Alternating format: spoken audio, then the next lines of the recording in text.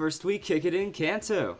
Then we head to Johto, except we did Hoenn because of Omega Ruby and Alpha Sapphire. But anyways, welcome back, Wolfpack Gorillas here, and this is how to use Furret. Furret is a Pokemon that has not the greatest stats. You can just kind of look at it. We have okay speed at 90 speed, and unfortunately that is the highest stat that we have.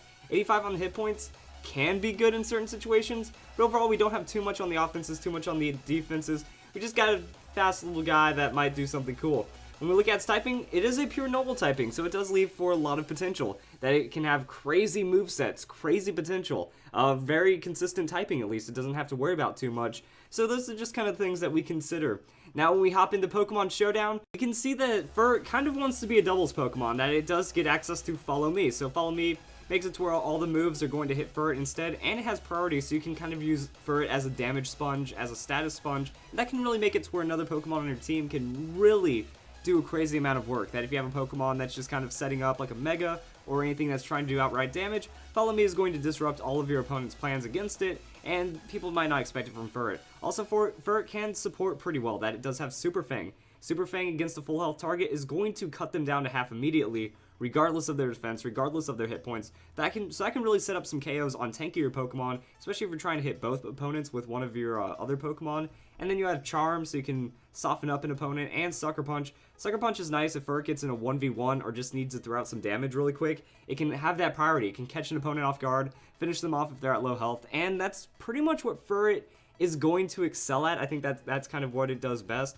Also, instead of Charm, Furret does get Captivate. It's kind of like Charm, except if you are the opposite gender, lowers the opponent's special attack by 2 instead of lowering their attack by 2 under any situation. Now, with Captivate, you might want to have a female Furret just because there are more Pokemon that are male generally, that there's a higher chance of having male Pokemon, and that's kind of how you can play it. It still has some luck aspect because the opponent has to be using special attacks and has to be opposite gender, so, you know, it's just going to be one of those weird things, but it is just an option that Furret gets access to. When we look at some other things, Furret in singles is going to be pretty awkward and not really strong, but you can still kind of use it to do some things.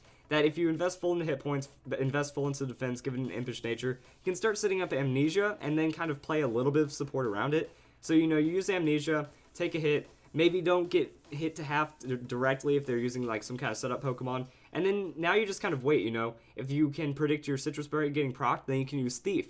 Citrus Berry is going to proc, you're going to get some health back, you can steal the opponent's item, so at least you're making work happen from there, and then you can just set up a Focus Energy or Baton Pass, and that's kind of going to be the most that Furret does. That there are a lot of Pokemon that will use Calm Mind Baton Pass, so they're at least Baton Passing more stats, but Furret can at least get some Amnesia really quick, so you use Amnesia once, Focus Energy, Baton Pass, and now the Pokemon has Focus Energy. That Focus Energy's effect can be Baton Pass, which means if they're going to be using something that gives +1 to crit, like a move or an item, now their critical hit ratio is perfect, and they're always going to be critting with a little bit of special defense. Now, if you don't want to worry about Focus Energy too much, you still have access to Hone Claws, raises the user's attack by 1. So now it's like, okay, Amnesia, Hone Claws, Baton Pass. You can give a tankier, defensive, bulky Pokemon some stats that it might be able to make use of, and that's kind of the most, while you also steal an item from an opponent.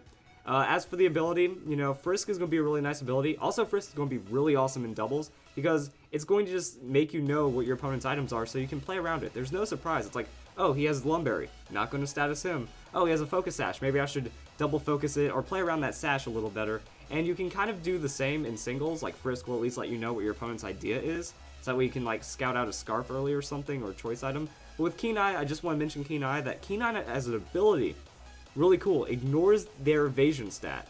So Keen Eye is going to make it to where if they're spamming evasion like minimize or double team, you can get around it. So Keen Eye in general is just a direct counter to evasion. I wanted to just kind of show that off a bit.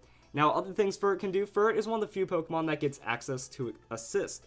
Assist makes it to where that you can use a random move known by another team member, but in 3v3 singles and doubles, and maybe even 6v6 to a degree. So what people will do is they'll make teams around this. Like you have a Focus Punch. Pretty much moves with negative priority, moves that have certain conditions to activate, won't work under Assist. So I mean, you'll have a Breloom with like Spore, Protect, and Focus Punch, and that's kind of it. Which means that it's only going to draw from that Spore. Which means that now that you can have a Furret throwing out a Spore and then using knockoff. So it's like, you're going to try to put opponents' Pokemon to sleep while removing their item, and just being this annoying, unpredictable thing. It's like, oh, what's Furret going to do?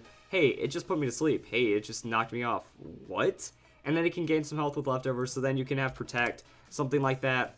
Or I was even thinking if you like get really crazy, you can maybe even put Last Resort here. Now I know Furret doesn't have the highest attack, but Last Resort is going to get stabbed and have a ridiculous amount of base power. So it is, you use assist, you use knockoff. Now you can use Last Resort whenever you want. So you can just assist Last Resort or assist knockoff. And I mean, it's kind of one of those moves where you're just trying to look to force your opponent out. Now unfortunately, you know, if Furret got access to Roar, this would be just silly, because you could put an opponent's Pokemon to sleep and then roar them away. Same with Dragon Tail, but I mean, unfortunately we don't have anything crazy like that, and that would just be an interesting combo that Furret could get access to. So pretty much it's kind of like assist knockoff, then whatever. You can maybe even rest sleep talk. That way you can just rest sleep talk into spores and knockoffs and see what happens.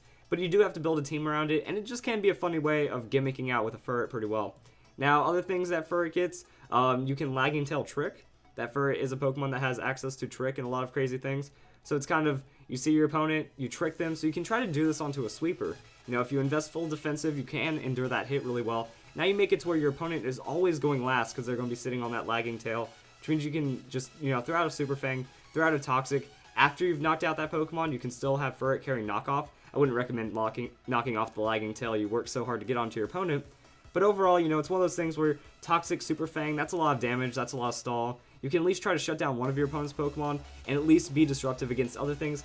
And that's really all that Furret is going to be capable of in, you know, singles, that it's just going to look for minor disruptions, not really heavy KOs. But it can still do some really fun things. Like I said earlier, Furret is mainly going to be a doubles Pokemon. And if we hop over to Bulbapedia really quick and kind of look, you know, Furret has a ridiculous move pool. That it has all sorts of great move tutors, you know, elemental punches. That's where we get knockoff in here and Last Resort. So we do get some really cool things, Super Fang as well. But overall, you know, it just doesn't have the stats to make it work. It has like a full special roster. Thunder, Flamethrower, Sunny Day, Hyper Beam, Blizzard. It can do whatever it wants, just doesn't have the stats to really do it. So you're going to have to be a little more tricky about it instead of just being outright crazy. But Furret, there is some good potential here. There are some cool things that it does, that it can do. So I hope you guys enjoyed this video. That's how you use Furret in Omega Ruby and Alpha Sapphire.